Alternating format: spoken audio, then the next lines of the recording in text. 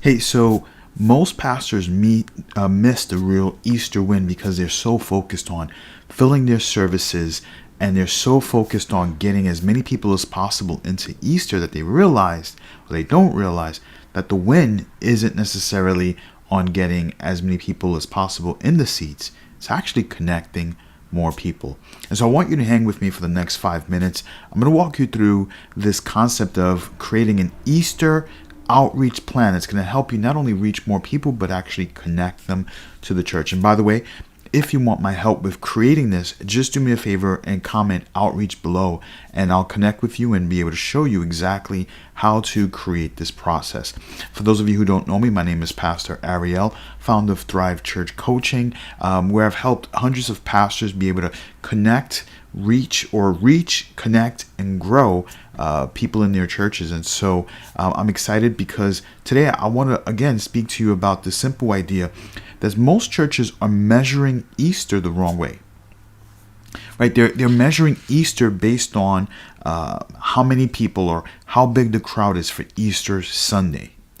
And so a big crowd, a full room, a great service, I mean, that's fantastic, but it's not the real win. Right? The real win isn't whether you've gotten a bunch of people who are able to come into your service. The real win is, can you connect them and get them to come back in the future? Right? So again, our goal isn't attendance. Our goal is to connect people, to help people, to grow. And so what most pastors are doing now is they're really focused on, how can I get the most people in church? How many for Easter Sunday? How can I get the most? How can this be the most impactful Easter service possible? And I think that's super important. But in order for us to gain long-term momentum, we don't just need a crowd. We want connections, right? We don't just want attendance. Again, we want to create momentum. So not just one Sunday, but a reason to return. And so again, most pastors, most churches, what they're doing is they're actually putting a lot of their energy into the sermon, into the music, volunteers, decorations, all of the hoopla that we're trying to do for our services, flyers, ads. And I think all of those things are important. But what we need to really stop and ask is, what are we doing this Easter, or what are we doing after Easter to help guests stay connected? And so here's what I want to be able to do. I want to walk you through what we call an Easter outreach plan, right? And the point of the plan isn't just to get people into the building for Easter. The point of the plan is, how do we connect that are inside of our plan, that I want to help, that are inside of our plan, that I want to help you so that you can go from, hey, we're going to have an amazing Easter attendance, to, hey, we're actually going to start seeing more guests get connected as a result of our Easter efforts. Right? And so here's step number one. Step number one is this. I want you to start with the end in mind. I want you to start with the end in mind. So the real question isn't, how do we get more people for Easter? The real question is, how do we get our Easter guests to come back for Mother's Day? Our Easter guests to come back for Mother's Day.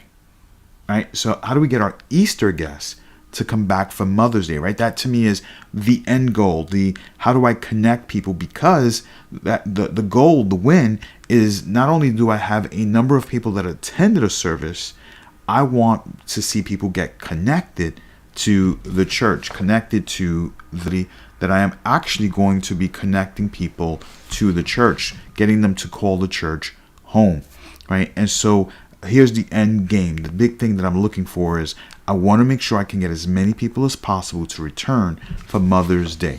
Okay, number two. So here's the second thing I want to highlight.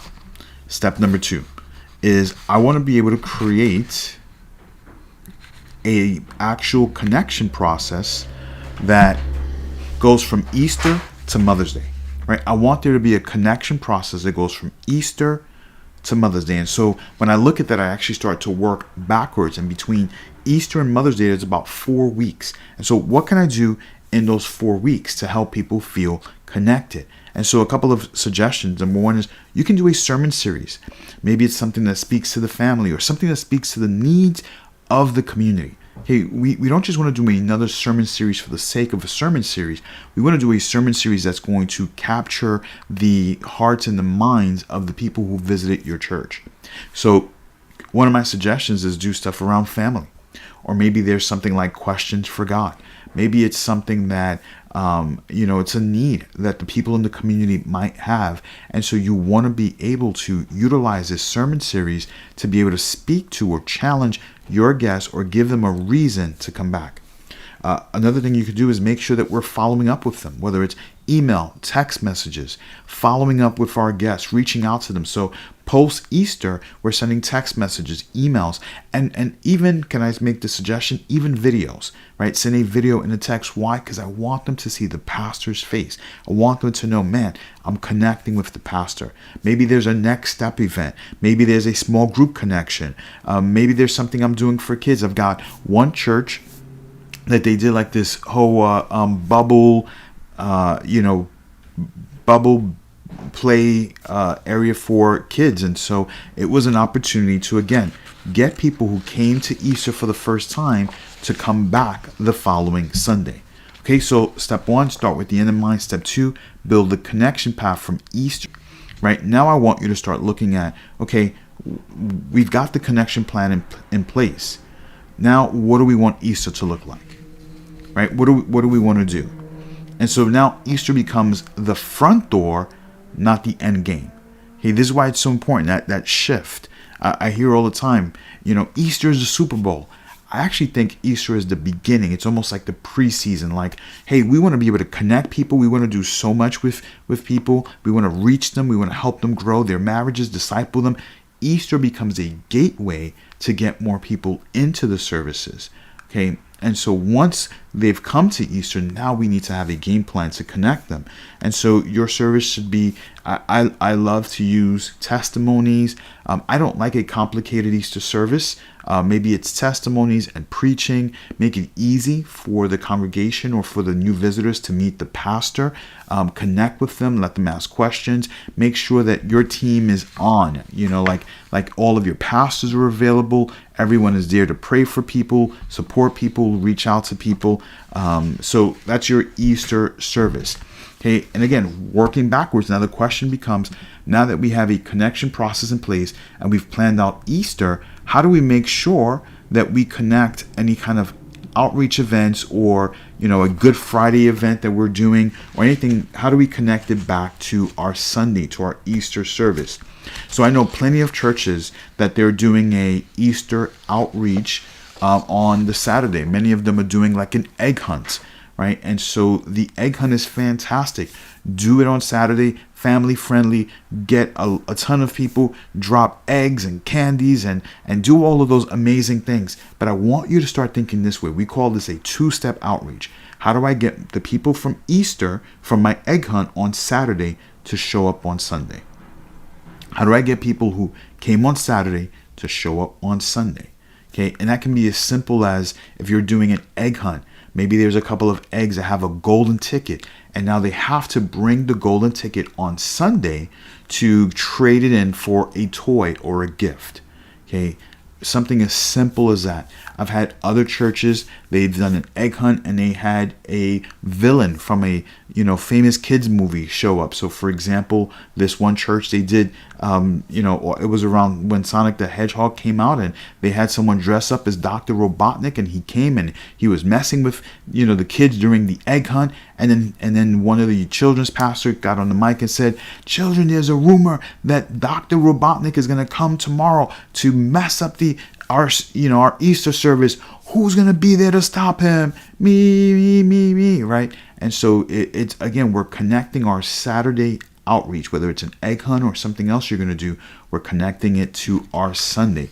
Why? Because there are going to be people who show up to your outreach, whether it's an egg hunt or anything else, who will not come back on their own. And so they need a reason to come back. Okay, they need something to just help them to come back. Okay.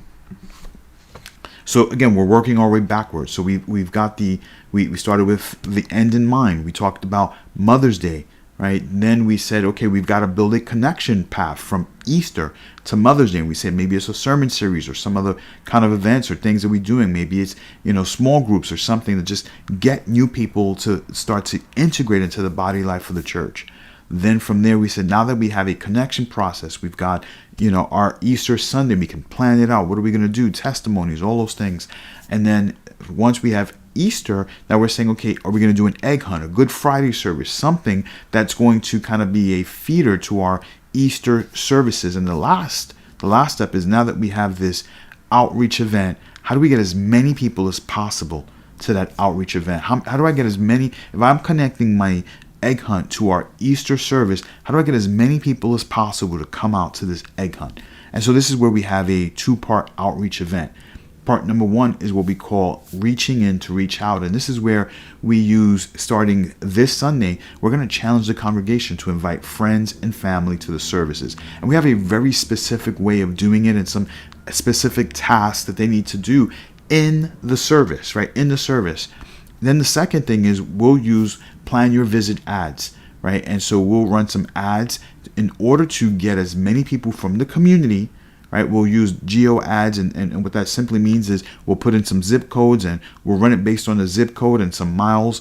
And our goal is to get as many people as possible, again, from the community to come to the services, right?